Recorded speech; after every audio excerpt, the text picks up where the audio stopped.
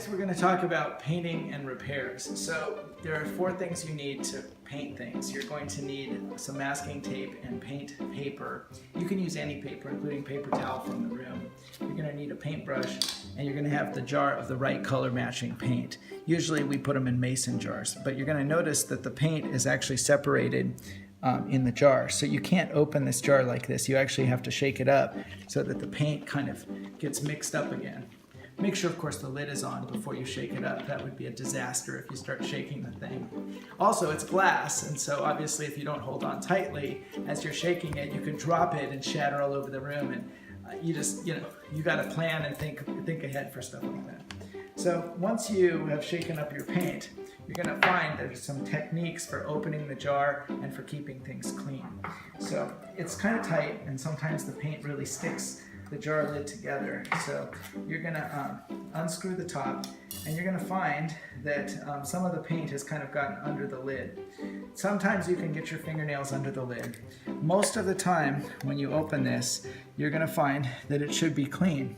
And in fact, when we're done here, we're going to have to clean that very carefully so that when you put it together, it's all nice and clean. A clean surface will allow you to open it easier later. So that's why we do that. So painting whatever you're trying to paint is just as important as cleanup when you're done painting. These brushes here are disposable, but frankly, if you don't have very much paint on it, you could wash it and make it work again. And that ringing sound emphasizes my point. Okay, we're going to get to painting next.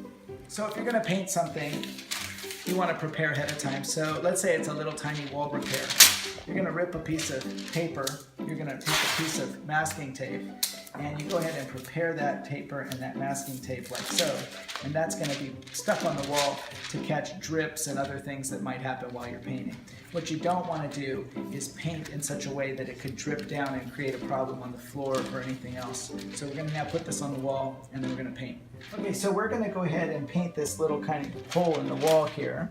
So I have my tape ready, and I'm basically kind of flipping it up so that it's sort of almost like a cup. And when you paint it like a cup like this, it allows you to catch any dripped paint.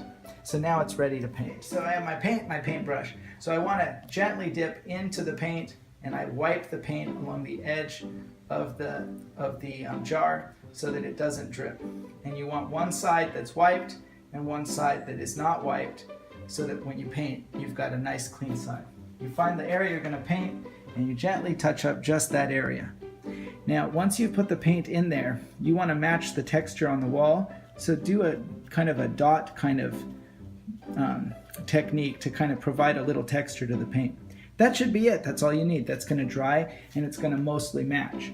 But what you don't want to do is paint it smooth and slick so that there are brush lines or things in it that make it look very obviously touched up. So that little dotting at the end is something that's a nice way to make your paint match. Now it's done, now it's time to clean up. All right, so what I want you to see is we've touched this up on the wall, and it looks lighter than the rest of the wall, and that's actually normal. When paint is drying, it'll oftentimes look darker or lighter. You really can't judge whether or not this matches fully until this has had a chance to completely dry. And so just give it a day or so and look at it again. If it ends up looking like a patchwork quilt, then we got to reevaluate the shade of the paint we're using, or maybe cover a bigger surface in order to hide it. Okay, so we're going to wash a paintbrush. Understand that when you wash a paintbrush, it gets paint over everything. So you want to get water running first. You're going to touch your paintbrush gently onto the bottom of the sink and leave the water running the whole time. So this will not work on a sink that has one of those motion sensors that prevent it from actually staying on.